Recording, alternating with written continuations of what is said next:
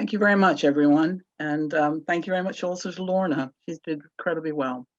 The story I'm going to tell you is actually from a county which is quite close to where I live in the UK, in the Midlands. It's called Worcestershire. And the story is from the Malvern Hills, which is also the birthplace of Elgar, for those that know the composer. And it's got a curious title. It's How the Hedgehog Ran the Devil to Death. He didn't quite run him to death, but you'll find out towards the end.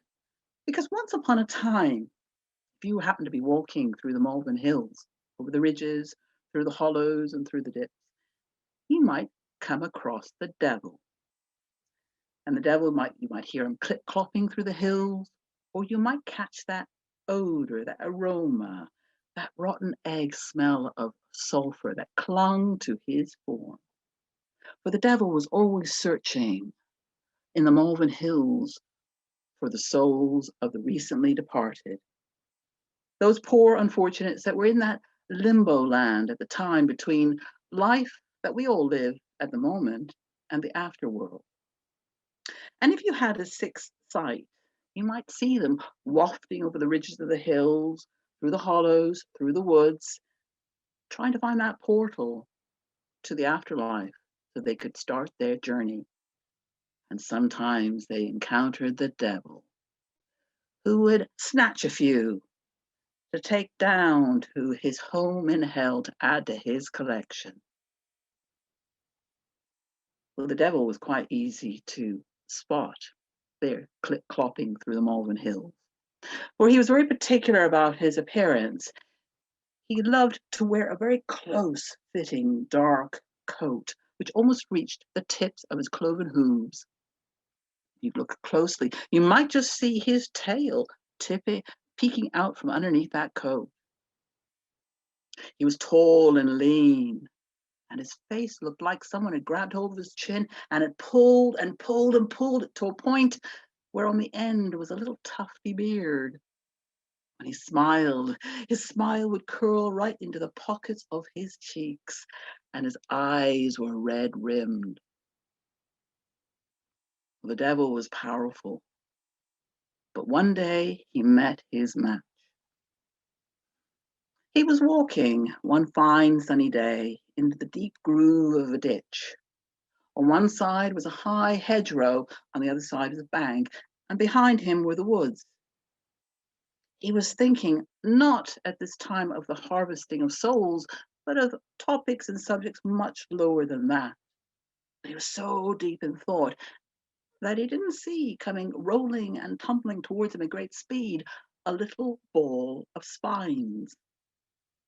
This was the famous tumbling hedgehog, renowned throughout the whole of the Malvern Hills for being the raciest, the fastest hedgehog in the whole of the hills. Little tumbling hedgehog had been out that night before, for they are also creatures of the night, and he had been foraging away, going underneath tree roots, through bushes, trying to find some berries to eat, some succulent juicy worms or some beetles. And by the time the sun began to creep up over the tops of the Malvern Hills, that little tumbling hedgehog, who was rolling and tumbling all the way home, he had one thought on his mind: his lovely leafy bed, there in the hollow log, deep in the woods at the end of that ditch. So it came as a little bit of a shock to the both of them, that is the devil and the hedgehog, when they collided with each other in the middle of that ditch. Little hedgehog hit with great force those hooves of the devil, which were shiny and black patent and really glowing in the light of that early morning sun. And he went, ouch! And the devil stumbled forward and looked down. And there he saw, by his hooves, that little rolled up ball of spines. Well, he stepped back and he prodded it with the tip of his hoof. And all at once, there was an explosion of spines, and that little hedgehog looked up at the devil, and the devil met his gaze, and the devil looked into the eyes of that hedgehog, and all he could see was fury spitting at him.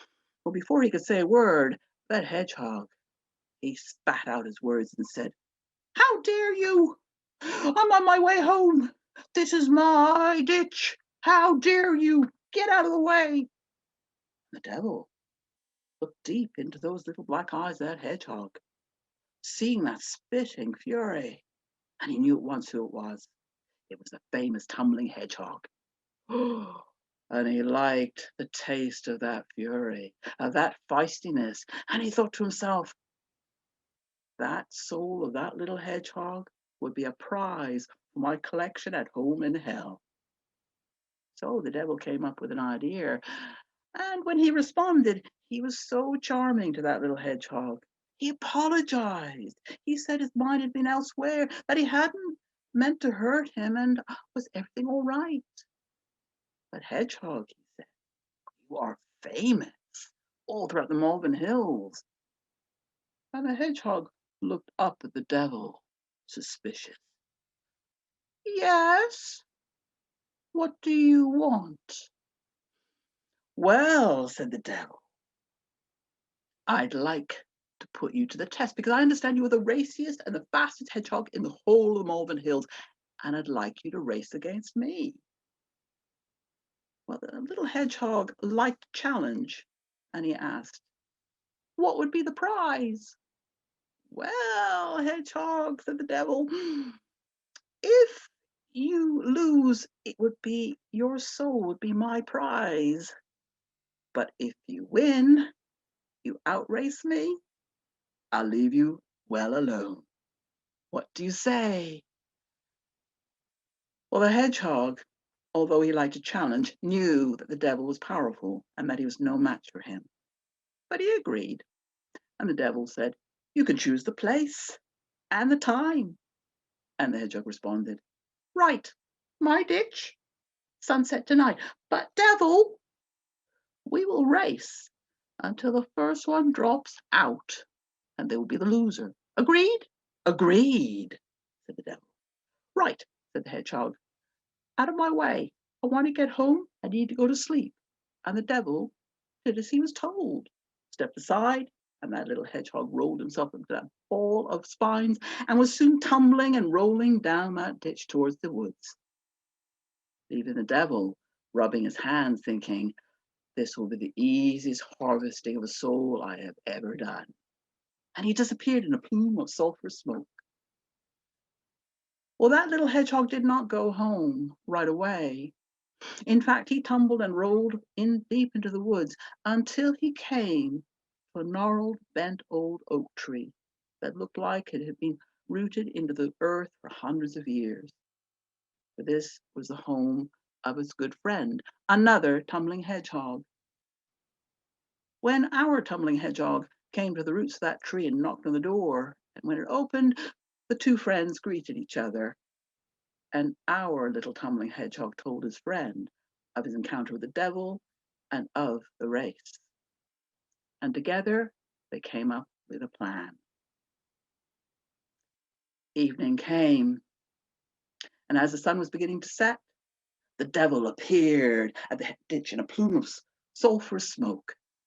He looked before him and he saw that the sun was setting behind the Malvern Hills, and the ditch before him, the shadows were long. There was the little tumbling hedgehog waiting for him. They greeted each other, and the little hedgehog said, come, let's line up and start the race. They did. And the little hedgehog rolled himself up into that little ball of spines, and from inside he went, right, ready, steady, go. And he rolled forward. And the devil began to click, clop, click, clop, click, clop, click, clop, click, clop, click, clop, click, clop, down the groove of that deep ditch, where before he saw the woods. And he click, clop, click, clop, thinking, I'm going to win this race, and that soul of that hedgehog will be mine.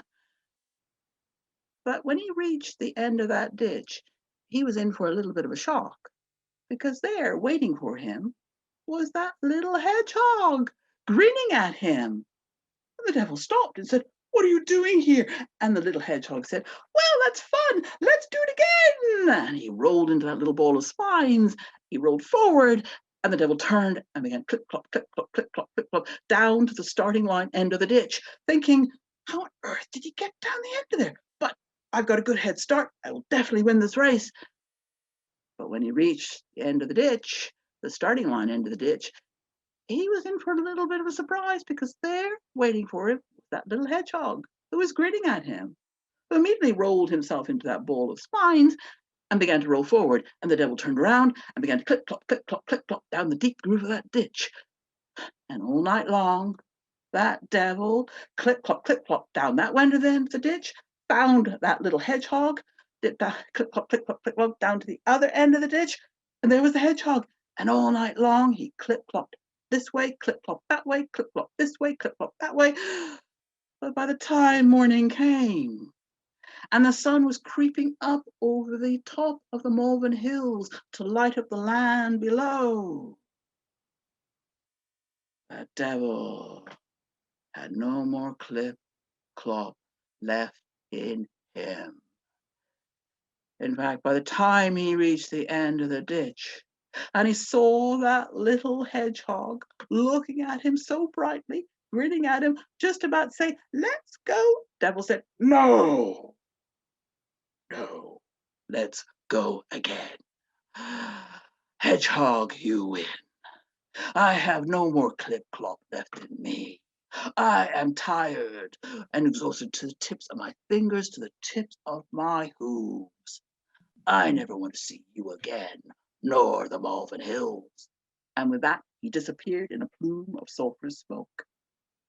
And I have it on good authority, to this very day, the devil has neither been seen, nor smelt, nor heard clip-clopping through the Malvern Hills.